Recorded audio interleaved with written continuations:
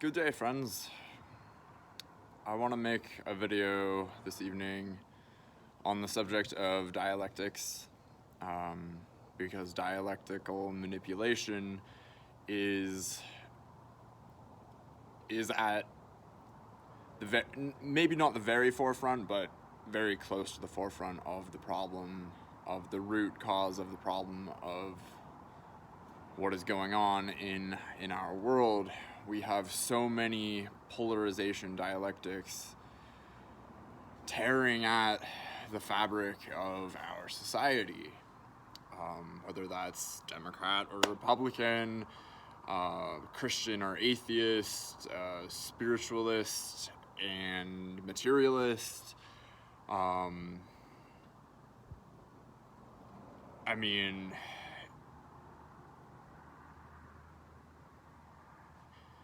the list really just goes on and on and on. But I want to do a bit of a deep dive, just to highlight where these polarization dialectics come from.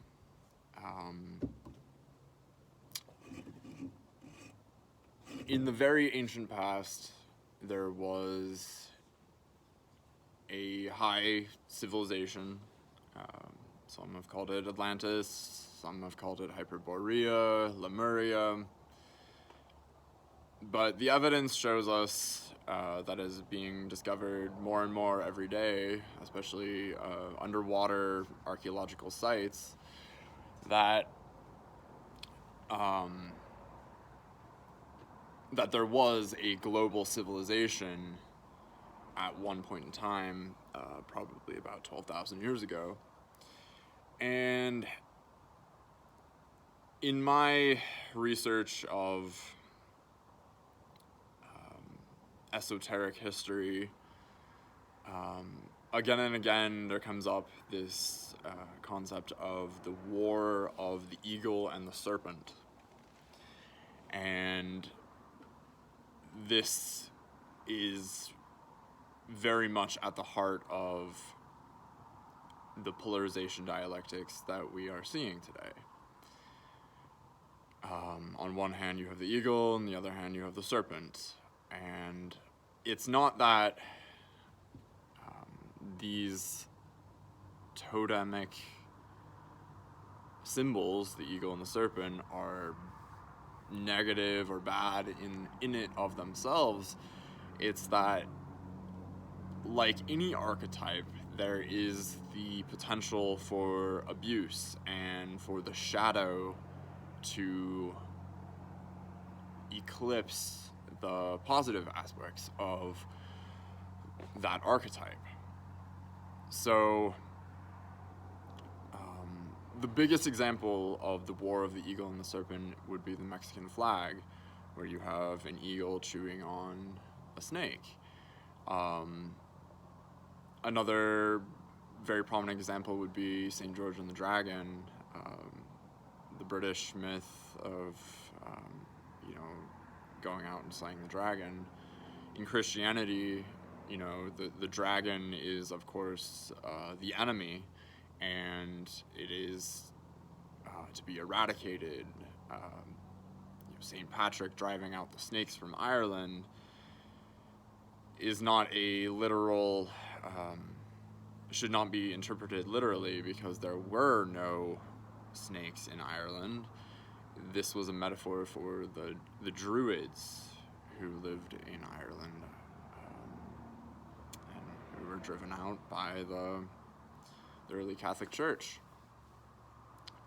And so, on one hand, you have the eagle, which represents empire, orthodoxy, a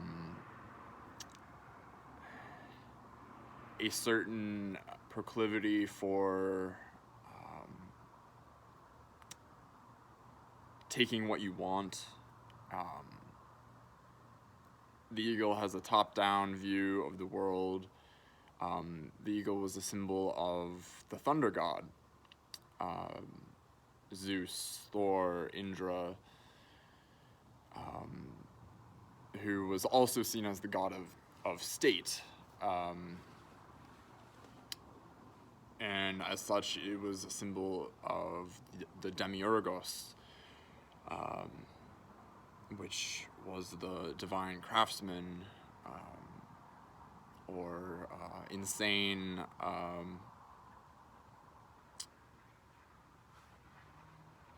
fabricator of the physical world in the Gnostic tradition.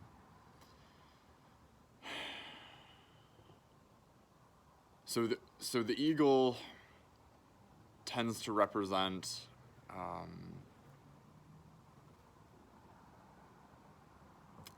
that consciousness that sweeps across the land, conquering, but in a positive light, the eagle can represent freedom because it is able to soar above mundane matters. Has eagle's wings to get over things, as Tom Petty says. So on the other hand, you have the serpent, who is a very controversial figure in mythology, a very ambiguous figure who, on one hand, represents knowledge, sexuality. Oh, sorry, these flies are everywhere out here. Knowledge, sexuality, the earth. It is an earth totem, in contrast to the eagle, which is a sky totem. But the serpent can also represent deceit, right? It has, like the eagle, it has the potential for abuse.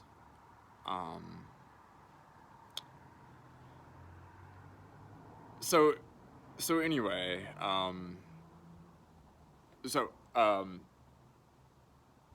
the Roman and Celtic wars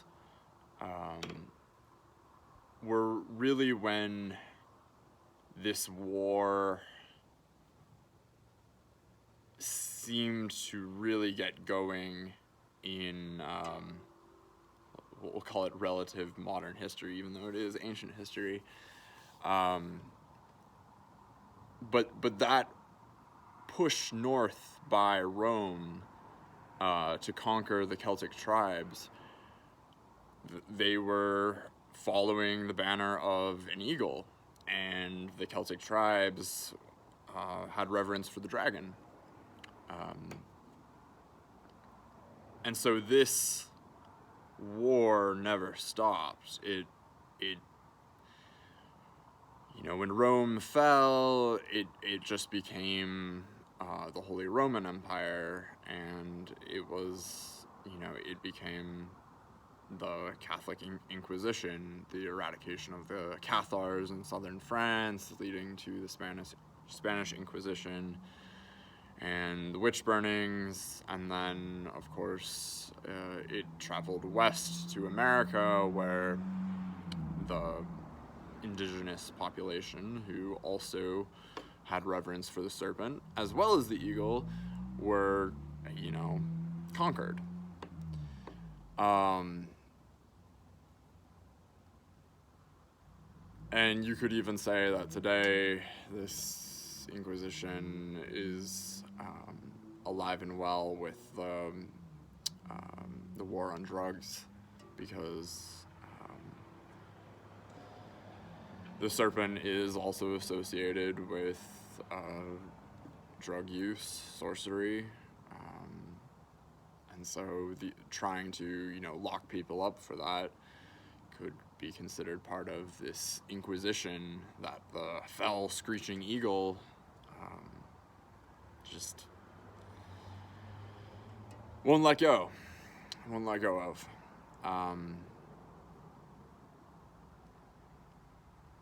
But these modalities of consciousness, the eagle and the serpent, the biggest example of them today is really in politics, where the liberal left is the serpent and the conservative right is the eagle. And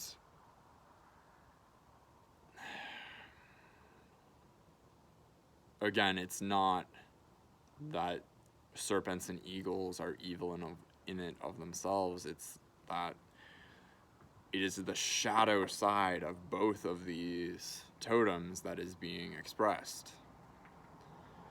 You know, the liberal propensity for deceit when it comes to things like the economy, you know, telling everyone, oh, it's okay, you know, just live off of the teat of the government and everything will work out. Well, that's not how economics works.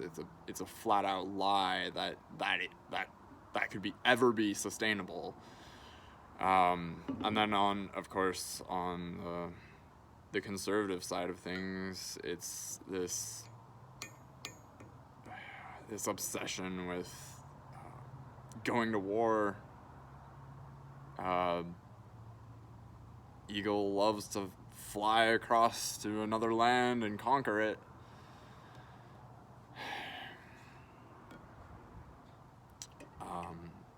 But anyway, I wanted to see if we could bridge the divide between these camps and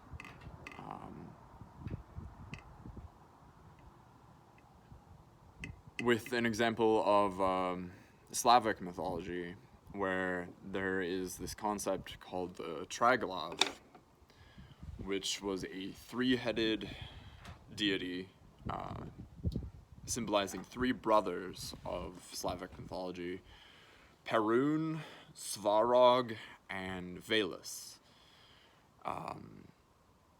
who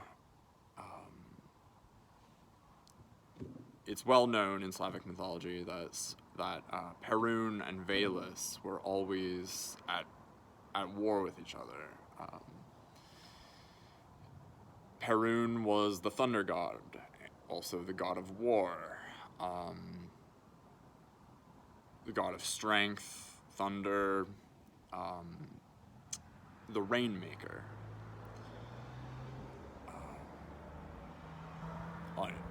Positive aspect of such a figure is of temperance, of like an emperor seated on his throne, just in that calm, relaxed state of mind where he can view the world with an eagle's perception and is in the perfect position to be able to act whenever there is danger in the land. He tends to be more serious, whereas Veles, his brother, the god of beasts, dragons, bears, the earth, magic, sorcery, he was also the trickster. And he loved to play tricks on his older brother, Veles, or Perun. I don't know if he was the older or younger. Anyways, in mythology, it's the story goes that he either slept with Perun's wife, or he stole his cattle, or you know, he did something that pissed off Perun, and as such, Perun, you know, flew across the land, throwing lightning bolts at him, and it's said that wherever lightning strikes, Veles is said to have been hiding there, and that Perun was hunting him. So, you have this dialectic there of the eagle and the serpent.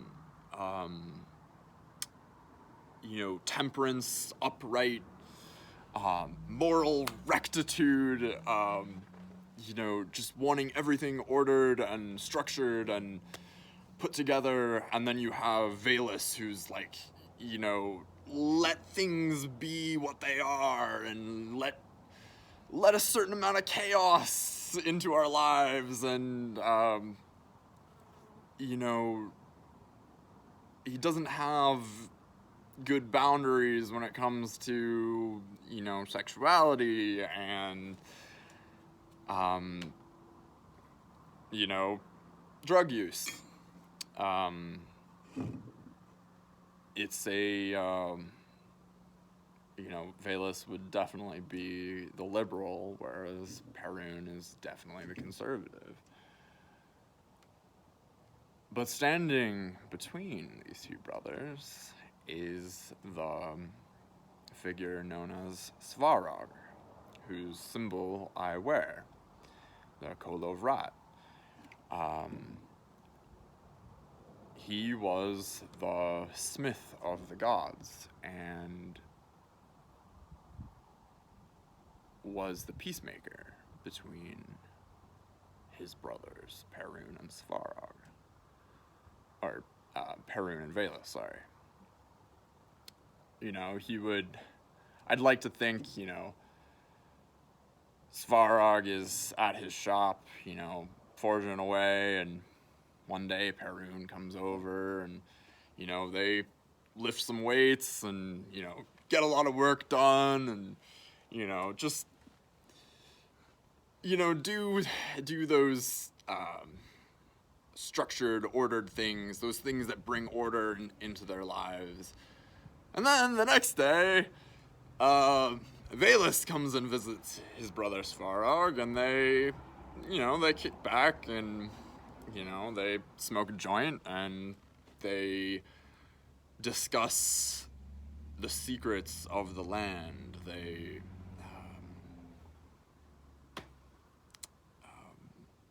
They tell tales of magic and sorcery and things like that, and they joke around.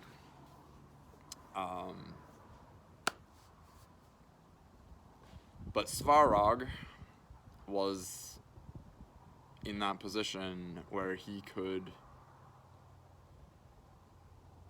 interact with both sides of life. And I think that is our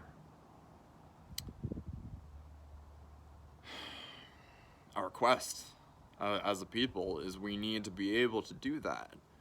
We can't just keep saying, like, you know, I don't want to talk to that person because he's a Republican, or I don't want to talk to that person because they're a liberal. You know, it's just, this is a child's mentality, and as I've been saying, this leads to war.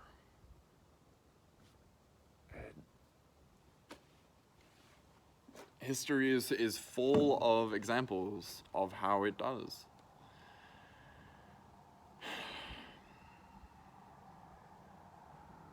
So anyway, know that you have these three modalities within you. Perun, Veles, and Svarog. This concept of a trinity is not local to Slavic mythology either. You know, in Kabbalah, in Freemasonry, you have three pillars: a pillar of severity, a pillar of mercy, and a pillar of mildness or unity. The occultist Rudolf Steiner talked a lot about the trinity of Ahriman, Lucifer, and Christ, where Ahriman is this severe sort of dominating figure who likes things ordered and put together, but has a propensity for wrath. And then on the other hand, you have Lucifer, who likes things easygoing, likes things, likes to illuminate people, likes to bring them knowledge, likes to, enlighten their lives, but he has a propensity to be sort of a pushover, sort of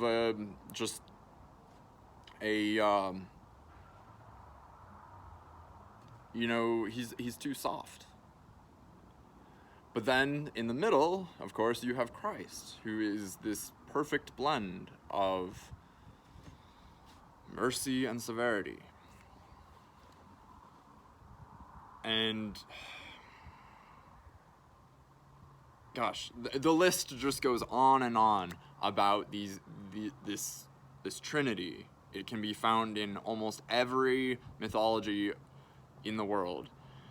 And